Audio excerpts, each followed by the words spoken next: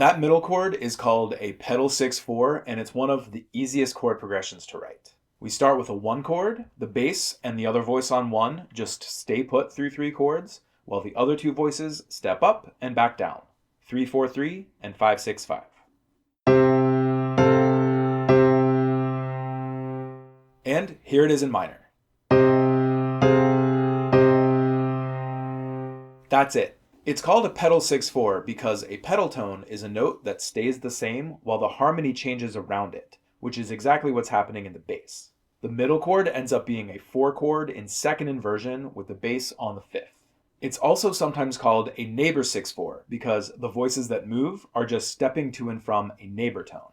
Just like the cadential 6/4, we can either label this what it actually is, 4/6/4, or we can use abbreviations of its name. You may see some theorists use either PED 6/4 or N 6/4. Some progressions have multiple options or solutions. This one is black and white. Remember, chord progressions arose from harmonizing melodies. This one probably came from a melody that moved 3/4/3, harmonized with another voice in parallel sixth below it, and then filled in the rest. That's what created this progression, simple neighbor motion. Any other connection just doesn't make sense. The key here is that we have a static bass line, the same bass note in all 3 chords. Composers use it to add motion to a chord change without really going anywhere. This 4/6/4 chord is expanding or prolonging the 1 chord. As I mentioned in the previous video, all second inversion chords are inherently dissonant. That means they can't just be used freely, they have to follow specific rules. The pedal 6/4 will always use this voice leading of 2 voices moving by step and the other 2 keeping the common tone. It's always sandwiched in between 2 identical root position chords, and the 6/4 chord is always on the weak beat with the surrounding chords on stronger beats. That's the opposite structure of the cadential 6/4 chord from the previous video, which always occurs on a strong beat and resolves on a weak beat. Let's hear a few common examples. You'll hear this in all kinds of music. The first bars of Silent Night put the 5/6/5 line in the melody.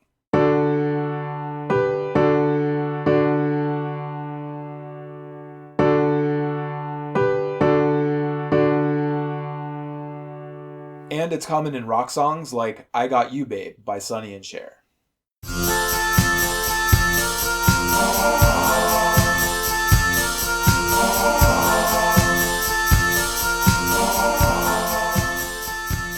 Those are both examples of 1 moving to 4/6/4 and back to 1.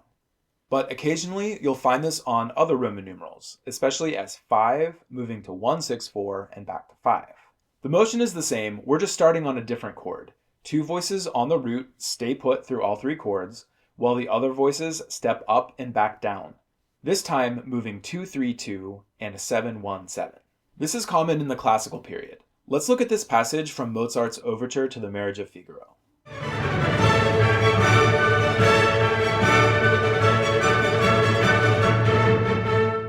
The basses and other low instruments are just playing a whole bunch of scale degree 5s, while the other voices move between 2 and 3 and 7 and 1, creating alternating 5 and 1/6/4 chords. And by the way, he turned some of those 5 chords into 5/7 chords by having a few instruments move to the chordal 7th, but the effect is the same. Now, you might be thinking that this looks like the cadential 6/4 chord that we saw in the previous video. And you're right, the voice leading and the chords are the same. But there's a major difference, the rhythm. The root position chord, 5, is on the stronger beats, and the 1/6/4s are on the weaker beats. This is classic pedal 6/4 motion. You'll find this a lot when composers reach a 5 chord, but then they want to extend the harmony, so they move the upper voices back and forth between the 1 and 5 chords, while the basses stay on scale degree 5. The 1/6/4 chord is prolonging the 5 chord rather than setting it up. Let's hear it again.